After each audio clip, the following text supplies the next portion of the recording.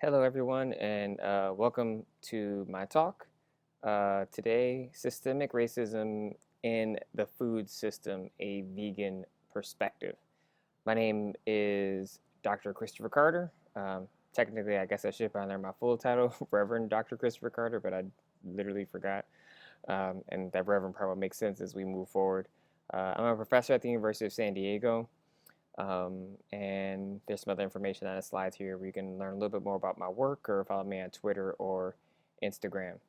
I was interested and excited to participate in Veguary and to kind of give this talk to hopefully help add some necessary context as to our food system, why it's structured this way, and how a vegan approach is actually one of the, I would argue, ideal ways to resist and begin to dismantle the systemic racism that's kind of built into the foundation of our food system.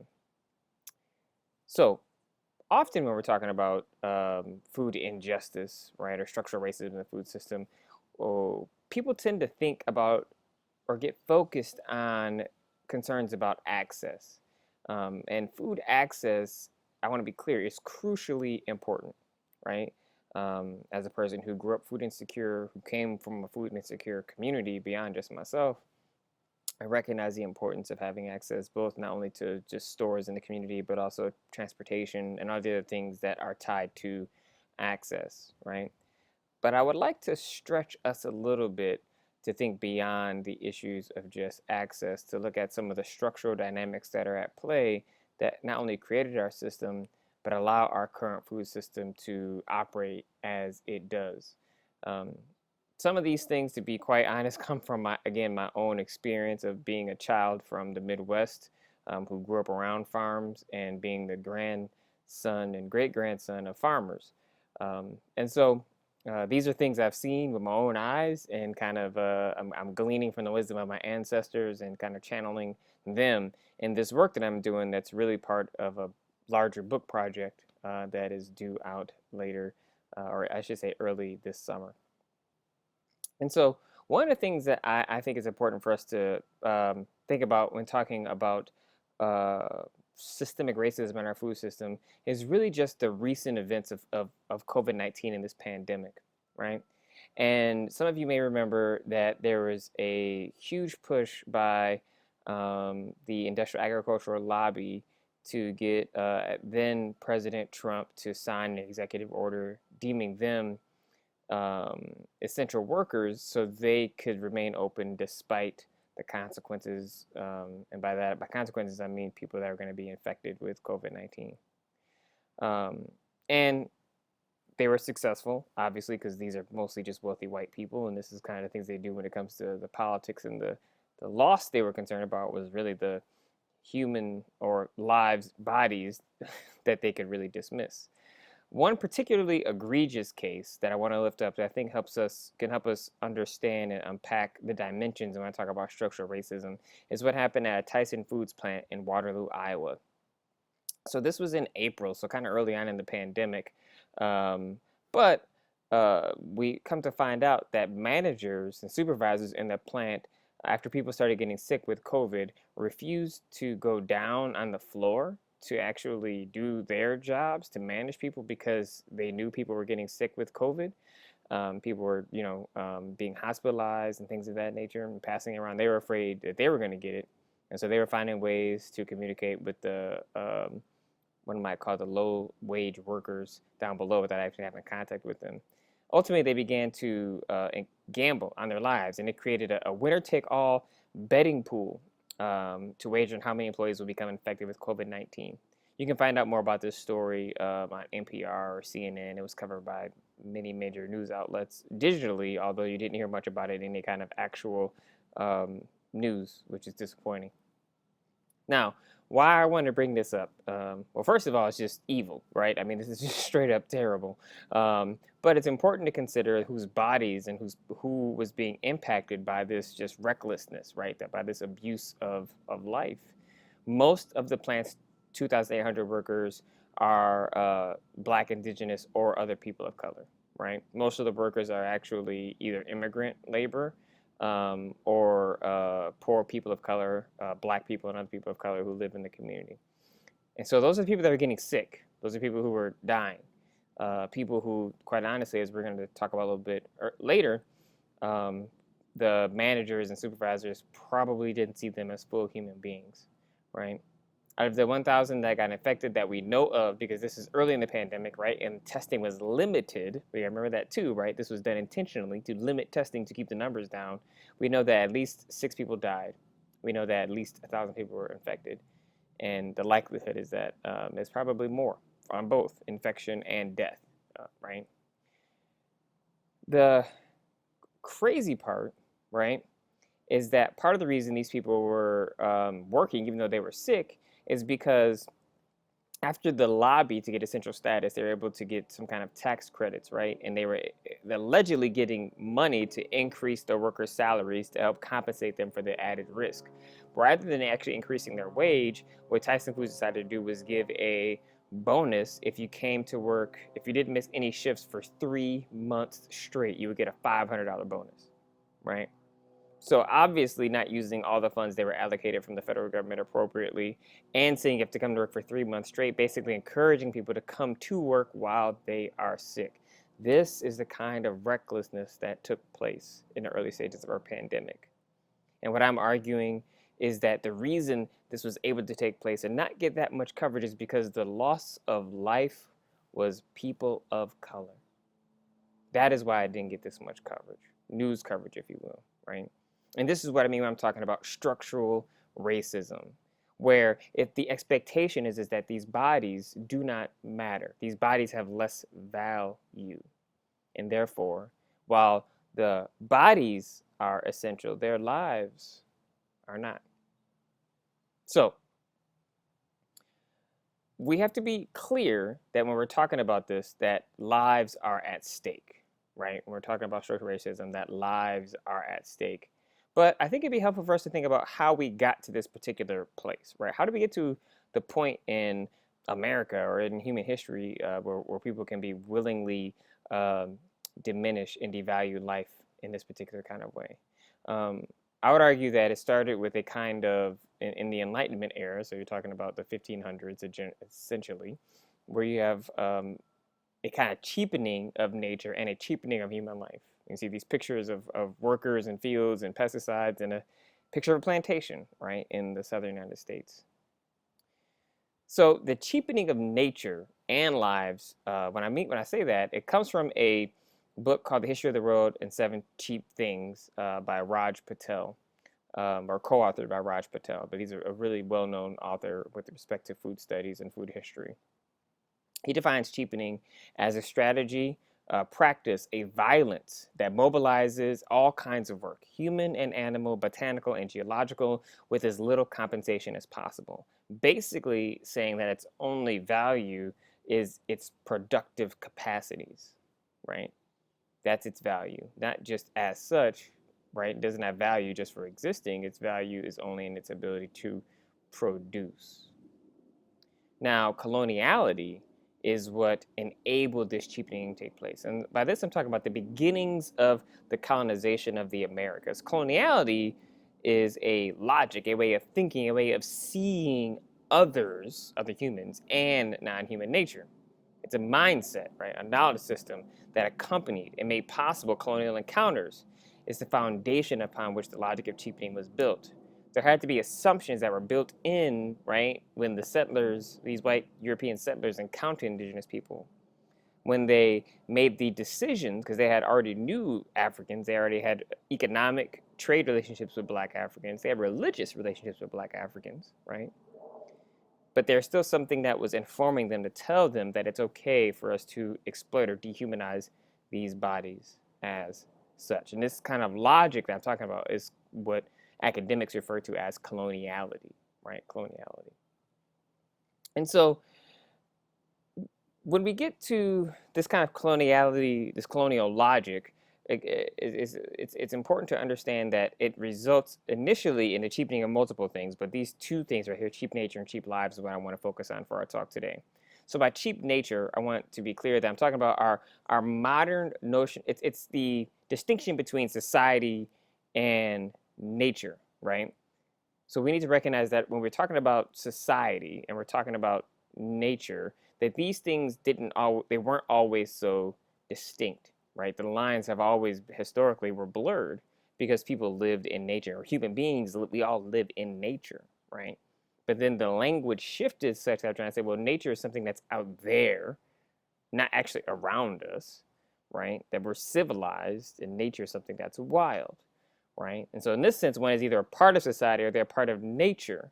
You're either a human fit for society or you are a savage fit for the wild. You may see that language being used intentional in terms of who is deemed as a savage by the ways in which they live, right? And the ways in which they perhaps relate to non-human nature. These boundaries are always consistently policed. And we see this particularly in America with respect to Black and Indigenous people.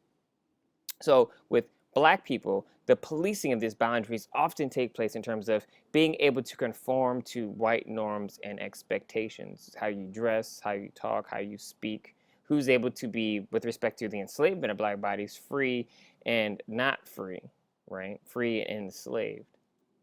This often centered around issues about capacities to read, ability to own land and elect, and all these other kinds of arbitrary things that were essentially decided upon. Like, these are the things that we know that white people can do, and so we're going to say this is what it means to be human.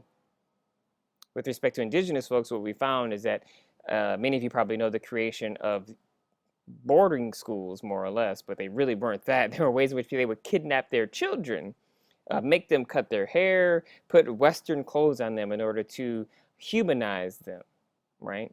To eliminate the kind of savageness from them. So this is where the logic of cheapening of nature and the cheapening of humans comes into contact with each other, right? Because it was during, again, the 15th and 16th centuries when these ideas began to really become embedded in the ways in which we talk about and interact with each other, right? And by this, I want to be clear that this kind of logic is still present today. That when I'm talking about this cheap human life and cheap non-human nature, when we think about the ways in which certain people are exploited for material goods, and right now in foreign countries where we extract their goods, whether it be in India with regards to agricultural extraction, or Africa when we're talking about different countries where there's mineral extraction, or people who work in Asia in these kind of sweatshop factories. There's a way in which this logic of cheapening of human life that was created by Europeans has really penetrated all life on Earth. And part of the reason I mentioned earlier about the Reverend is that we have to be clear that religion played a key role in this kind of cheapening, right? And so it's no coincidence that colonialism and chattel slavery emerged during a period when European Christian men were able to claim that Africans and indigenous peoples were evil and savage because they were either non-Christian or too close to nature, and therefore like animals and distant from God, right? And so there had to be a kind of moral justification to offset the economic, right, and political justification that was taking place. And this morality is wrapped up often in a kind of ideas and ideologies that we carry, right, to justify this kind of cheapening that enabled us to, again, create the kind that laid the foundation, I should say, for the food system we have today. The food system we have today relies on this notion of an idea of cheap nature and cheap human life, right? Now, just because life is cheap, all life is not the same, or is not regarded the same, right? Some lives are worth more than others. While even still within this framework of capitalism, all lives don't have this, have as much value as we would like them to have. Certain lives have more value than others.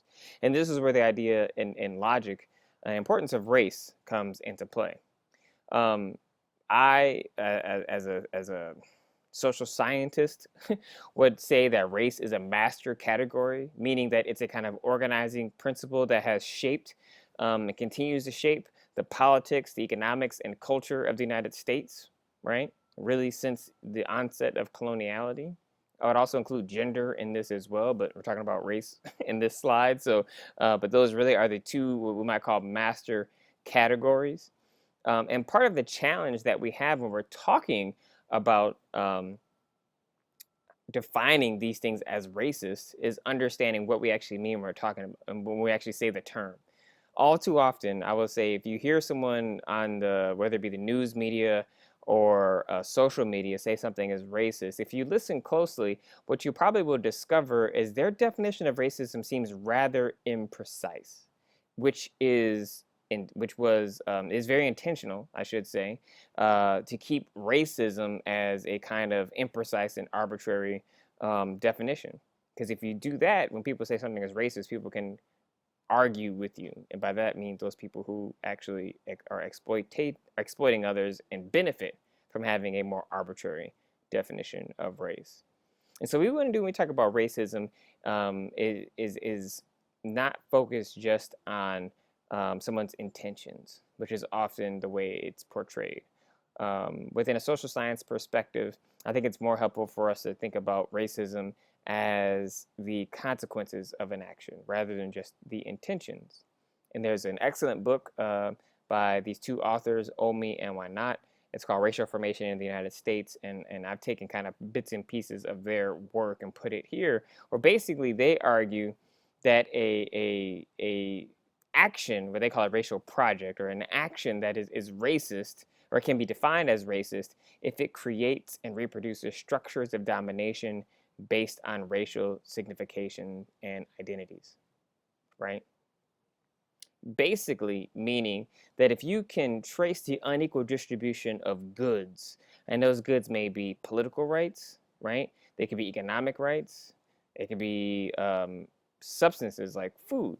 If you can trace a way in which that this distribution is not equal along racial lines, then we can say that action is racist, even if it's not intentionally racist from a legal perspective, or intentionally racist with respect to someone's actual just legitimate intentions.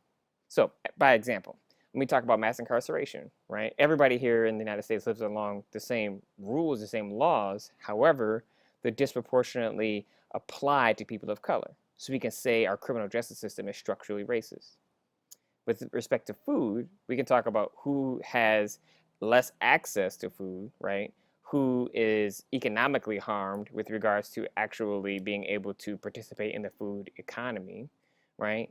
And and who are the laborers who are exploited.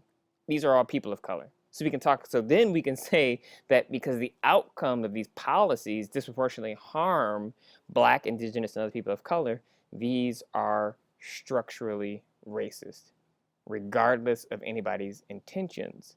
The outcomes harm more people of color than they should if it was distributed equally, right? In an ideal world, nobody would be harmed, but this is not, we know we don't live in an ideal world. And so we're trying to create a way in which, at minimum, we know that things are being done equitably, right? And we're all trying to reduce everybody's harm.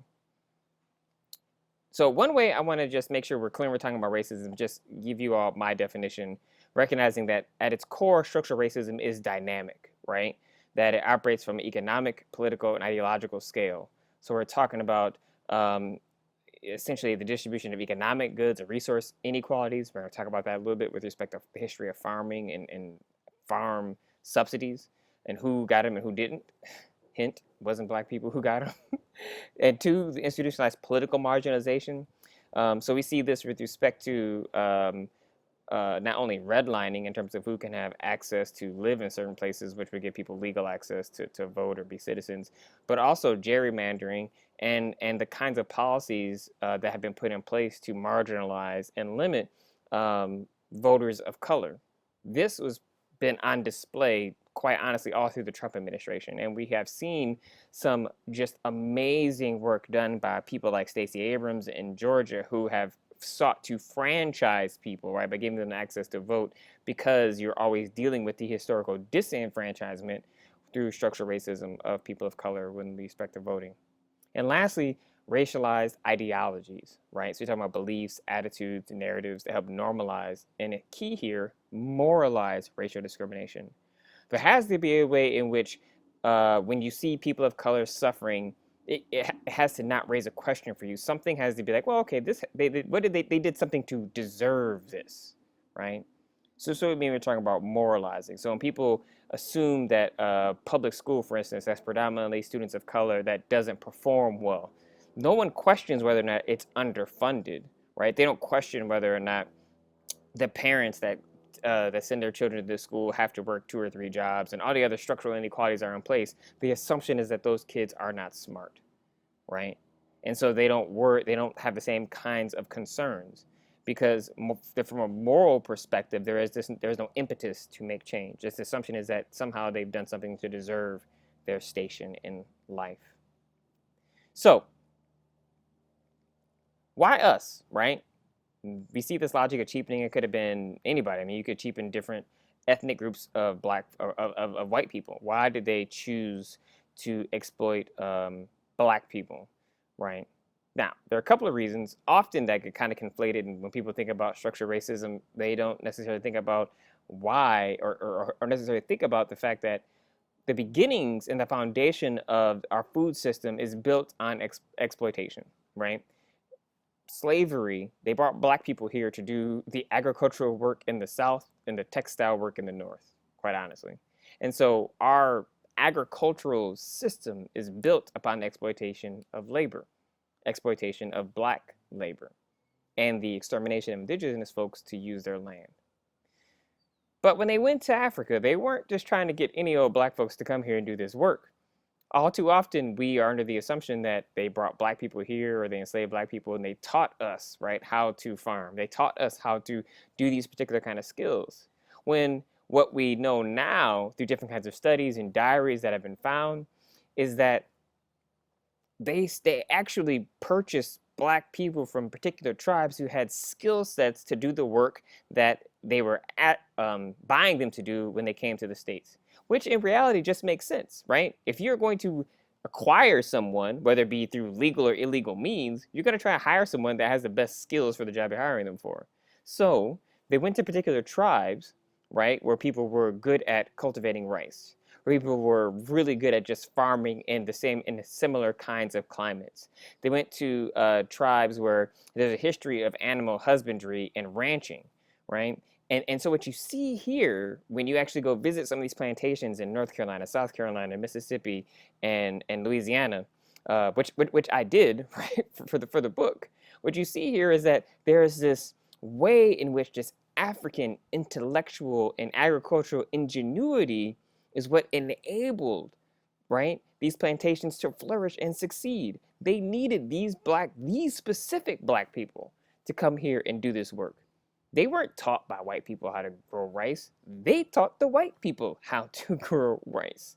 And these two books really, I think, do a good job of illustrating this if you're interested in learning more about it.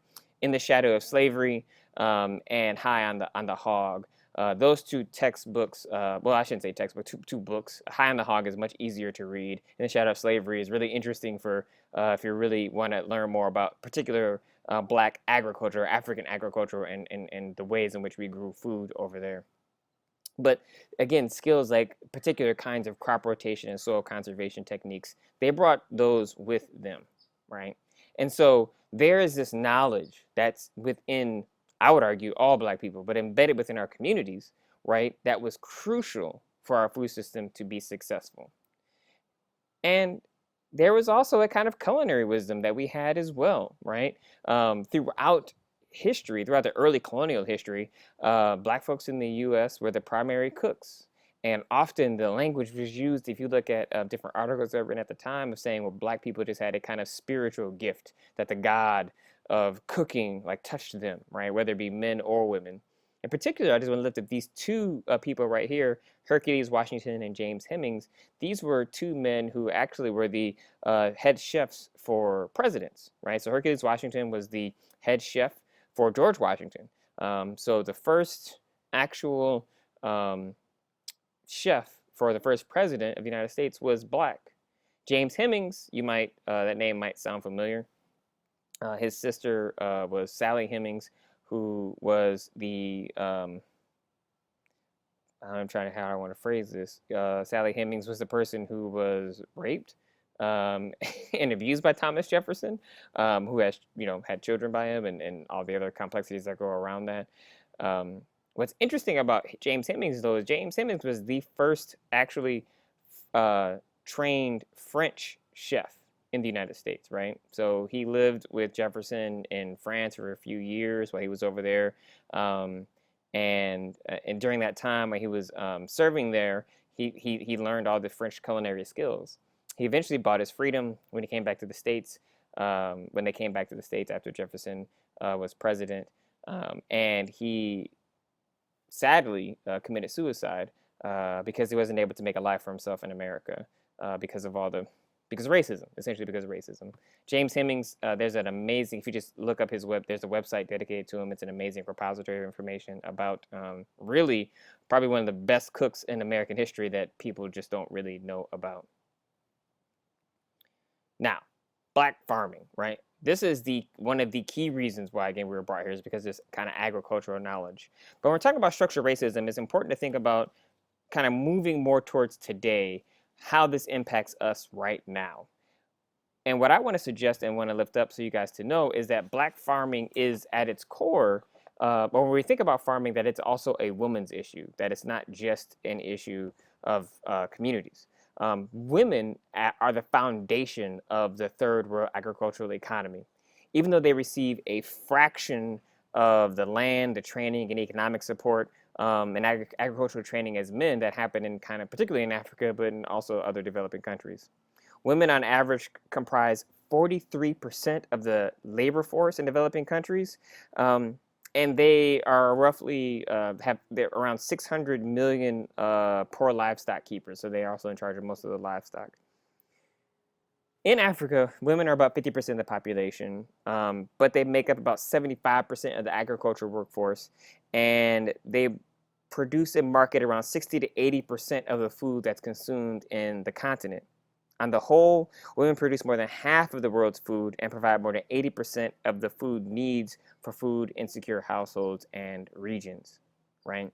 And so when we're talking about addressing inequalities in agriculture and farming across the globe, we're really talking about women's empowerment and women's self-determination. So this is one reason why we have to take this seriously. Secondly, with respect to how it's impacted black farming domestically, I think it's important for us to know how we got here, how we used to have a lot of black farmers. Again, we were brought here because we could grow food, and then we were told that we're good at perhaps growing the food, but we can't necessarily own the land. So the numbers of black farmers peaked in the 20s at around 926,000. The Great Depression, the New Deal policies, and lending practices of the USDA led to the decline of black farmers.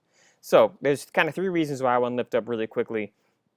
First, the Agricultural Adjustment Administration developed policies wherein local committees allocated funds to needy farmers and their farm workers.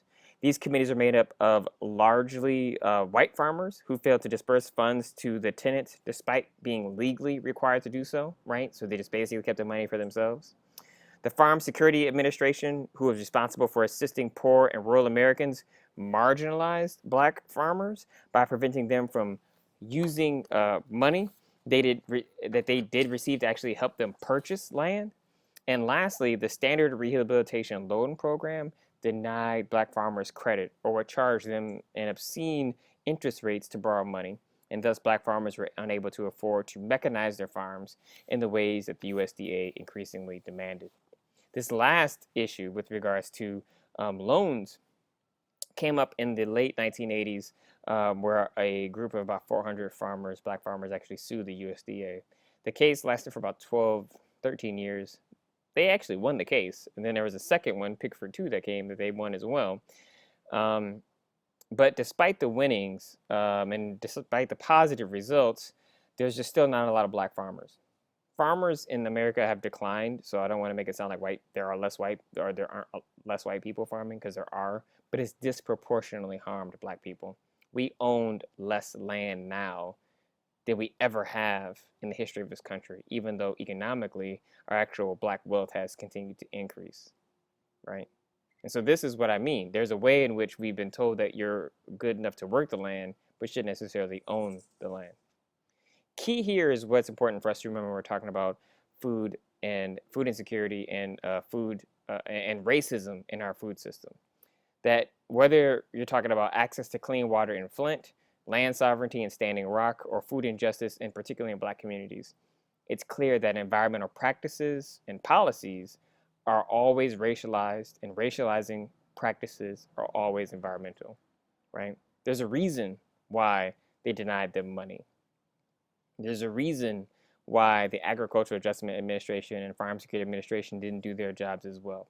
These practices are always racialized, and ecological practices are always racialized, and racializing practices are always have an impact on our ecologies, right? If you want to learn more about the Pickford case, even though not necessarily specifically talking about the Pickford case, but about how the loan system is still marginalizing Black farmers, I encourage you to listen to the 1619 podcast. The last two episodes of the 1619 podcast, which was done by New York Times, an excellent podcast, follows the plight of a Black farmer. And I don't want to give it away, but it really shows the ways in which discrimination is at play within our current food system. So factory farm is the last thing I'll talk about before we start moving towards solutions. It's clear here that we live at a time in which the industrialization of agriculture not only harms the planet, but it specifically harms Black people, right? It specifically harms Black communities in all kinds of ways. The environmental ways, which we're going to talk about in a moment. But I want to talk specifically about the people who have to work at these plants, right? The exploitation of their labor, as we talked about with regards to people just their lives being gambled on, but also just the mental health of being in a space that we're required to do that kind of work. There is a racial hierarchy in these plants, right? White people tend to have the managerial and upper management jobs, and people of color tend to have the low-level wage. Here's a couple articles right here that really get at some of the racial disparities that you see on this screen. I would encourage you to Google those and download them. They're excellent. Particularly at the slaughterhouse, I think really gives a good peek into the ways in which in North Carolina, the kind of racial caste system that was developed during the time of slavery still is at play in this plant. Also, prison labor is exploited. Many people don't know this as well, that they will actually take prison workers and make them work in chicken plants, right, and different other industrial agricultural plants. And again, we know that most of the people in prison are people of color. And lastly, those communities who live near the plants suffer from all kinds of health disparities. Out here in California, where I live, if you go up to the central coast and valleys, that's where most of the agriculture in the country actually is. And those people who live up there have all different kinds of respiratory illnesses and deal with the kinds of pollution that comes from these plants, right? So not only is it harming the people by having to work there, but it's harming them having to live near there, decreasing their property values and all the kinds of things that we can actually demonstrate causes harm to people. So what do we do? What can we do? How can we begin to address the kind of racism that I've discussed thus far? So what I want to argue, unsurprisingly, since this is a talk for the Afro-Vegan Society, is that we need to decolonize our diets. And one way to, and by decolonize, I mean not to kind of go back to this ideal utopian past where, oh, we just eat like we did, our ancestors ate. I don't know, that's not necessarily possible or realistic. But what we do need to do is take the knowledge and wisdom of our ancestors and recognize that the ways in which we eat now are not the way we've always ate, and the ways in which our great-grandparents ate are not the ways they have always eaten, right? That there's a particular kind of wisdom they gleaned to eat, not only just to survive, but to flourish. What foods will allow us to flourish, both internally and allow our communities to flourish, right? To empower us to be in solidarity with each other, and so that we may be able to continue to uplift ourselves, right? And one of the ways I argue we should do this is to practice Black veganism. Black veganism obviously is a kind of take on what we might call traditional veganism, white veganism that doesn't take seriously the intersectional nature of veganism. I came across this term first by two authors, Af and Sil Ko, in their book Afroism. I would encourage you to purchase that book as well. It's a great read. Lots of different essays in there about the intersection of feminism and animality and veganism. and actually even pop culture, I should say. So there's a few reasons why I think the concept of Black veganism is helpful for addressing structural racism in the food system. First, it investigates the root and scope of colonial thought by making explicit the connection between the logic of racism and the colonial use of the term animal. So this cheapening of nature and this cheapening of humans is all premised on this concept that certain people, on this human hierarchy, where certain people are more human, are full human beings, or others are less than human, or more like animals. We need to be clear when we're having these conversations. When you hear someone refer to a group of people as they're behaving like animals, what are they saying? Who do those people look like? They're not denying and saying that they aren't part of the human species, the Homo sapiens. What they're saying is they're not behaving like good, respectable white people should behave, right? And they're often saying it when it's people of color, even if white people behave that way. You do not hear anybody of the people who attacked the Capitol on January 6th being referred to as a group of animals. You just didn't hear that language because they were white. I will tell you, if it was predominantly people of color that did that, that's exactly the kind of language you would have used. When obviously to any of us, we could see that, you could see those people were, while not animals, they definitely weren't living to the best of their human capacities. Secondly, it forces us to explore how white supremacist race thinking extends beyond Black bodies and is inclusive of non-human animals in the biotic community. There's a way in which this kind of distancing, right, this policing of the boundary between society and nature is a big part of the problem, right? That this belief that there's a distinction between, or this ability for humans to live outside of nature is at its core part of what contributes to the structural racism in these plants. Because as a consequence of building these plants, they produce all kinds of harm for the environments, and those are environments that predominantly people of color live in. And lastly, it forces us to examine the Euro-American hierarchy of bodies that places maleness and heterosexuality as ideal and godlike, right? There's a way in which, again, this kind of logic is built on a hierarchy that is completely patriarchal, that says you have to be like a man in order to be seen, and that you have to be straight, if you will, in order to actually count and be seen as a full human being. So eating in a way that brings us to think about the intersectional nature of our diets, I think is crucial for us to move towards not only addressing the structural racism in our food system, because we're eating in ways that cause us to think about it, but also we're not participating, being complicit, right, in the acquisition of foods and foodways that enable this system to continue. Now, that is respect to perhaps obviously not eating non-human animals, but what about crops? What about vegetables? What about other foods, right? How can we move past the exploitation of that labor? And that, for me, is when we talk about creating food sovereign communities.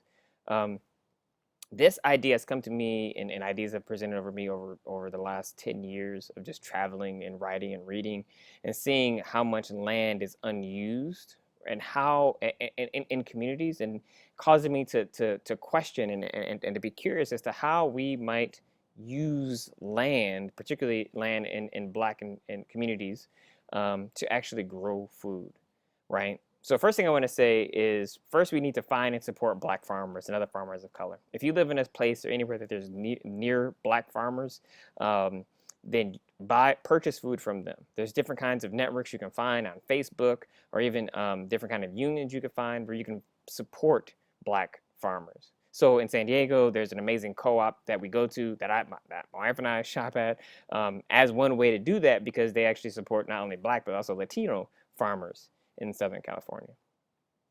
What I also like to encourage us to do is to think beyond gardens and think agriculture. And this is what I mean by talking about unused land. What would it be like for us to imagine not just having a garden, but to actually grow food, right? To actually feed a community, right? To say, okay, maybe this land is really good for growing these 2 crops, right? How might we actually grow this food here on a larger scale, employ people to grow this food and manage it, distribute it, and sell it in the community? What kind of way might that actually not only stimulate the local economy, but empower people within that economy to understand the importance of self-dependence? And what would it be like if we could be in solidarity with other neighborhoods where they could grow different foods, right? And so there could be exchanges that take place. And so that we can make sure we have these bubbles that can actually participate in helping to feed each other. This is not actually new. I want to be clear. This has happened, particularly if you look at the work of Fannie Lou Hamer and the civil rights movement, and the farm that she created. They were trying to do something like this in the past. So these ideas are not necessarily new, they're just reimagined for our contemporary context.